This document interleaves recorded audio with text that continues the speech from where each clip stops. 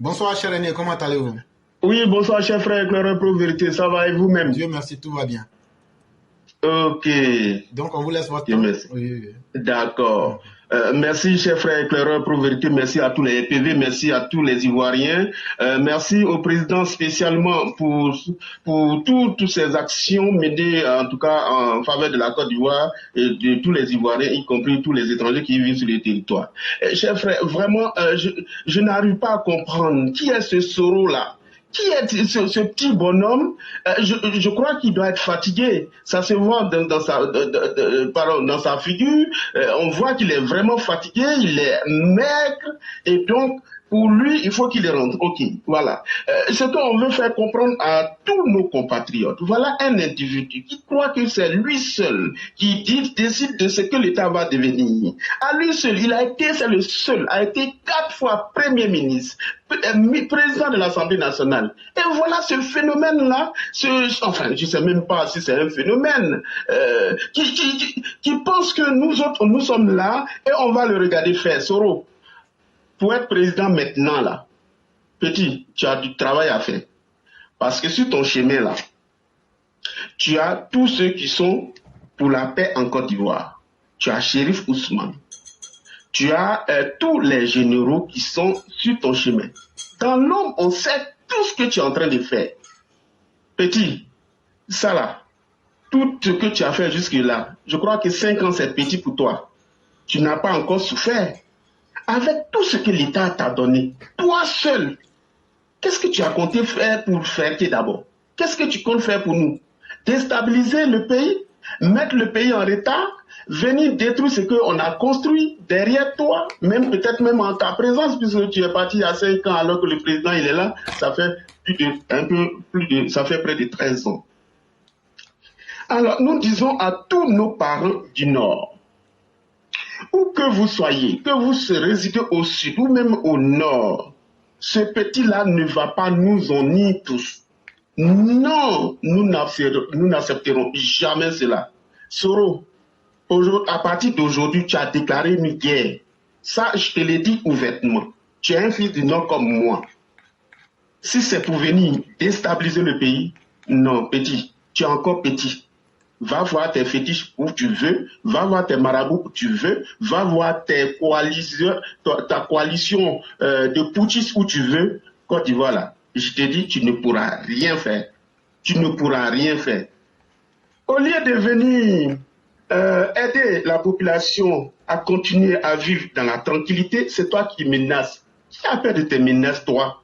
Qui a peur de tes menaces? Tes menaces là, c'est pour toi seul. Tu as vu?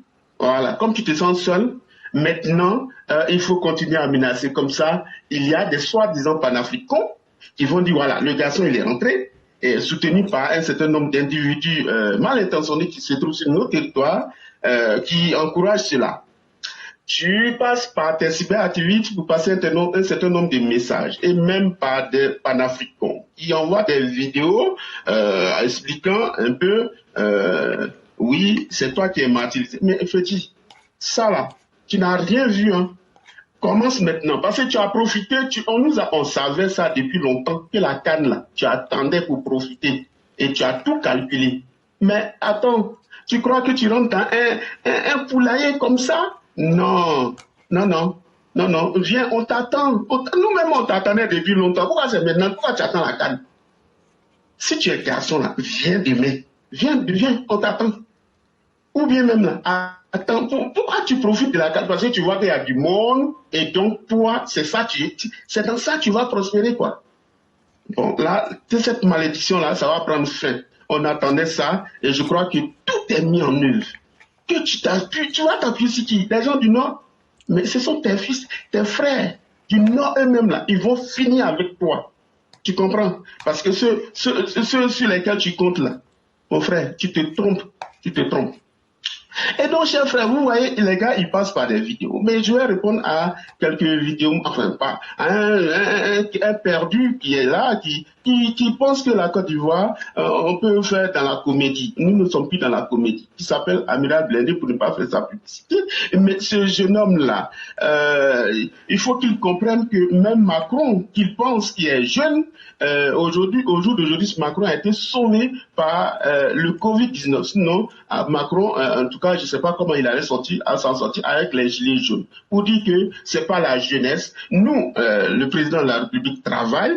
Nous avons tout mis en œuvre. Comme tu penses que le président allait appeler chaque Ivoirien, chacun des 30 millions pour venir distribuer les 1 milliard par jour, petit amiral Blindé, c'est pas comme ça se passe. Hein? Quand le président organise le Sahara qui s'est passé tout dernièrement, tout le monde a bien vu, hein, c'est le salon de l'agriculture qui a réuni pas mal de pays. Il y a eu 30 pays qui sont venus, il y a eu 400 000 visiteurs.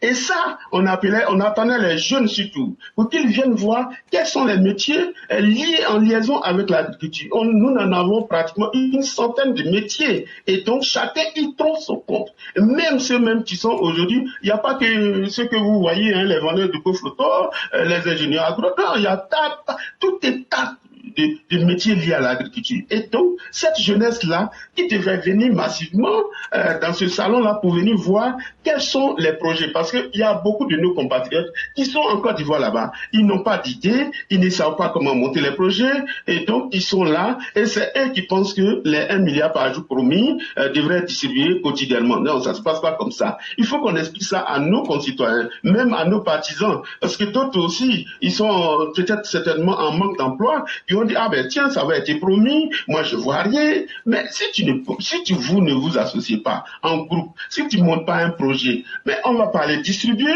ou bien aller taper à ta porte, aller distribuer, oui, voilà ta part de 1 milliard par jour que promis par le président. Non. Donc il faut que nous aussi, on explique ça de façon claire à nos partisans et à tous les Ivoiriens, pour qu'ils comprennent tout le travail que le président de la République est en train de faire depuis un certain nombre d'années.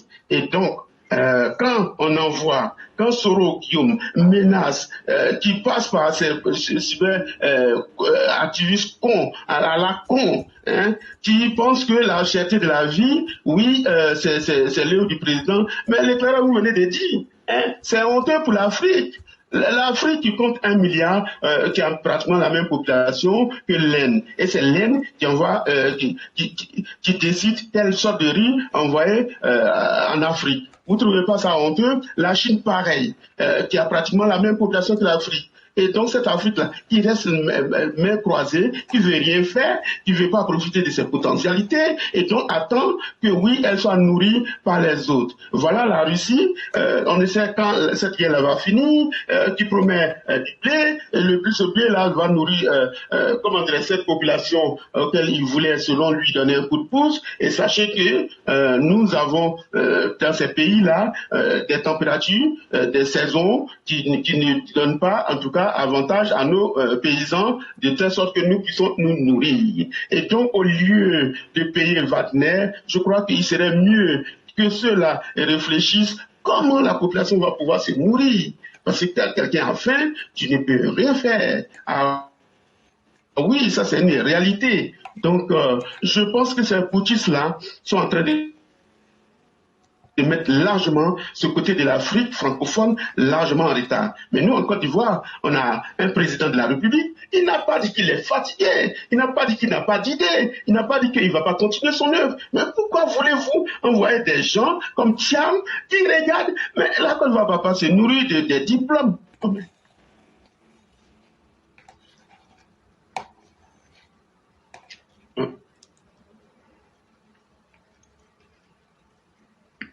Ah, allô?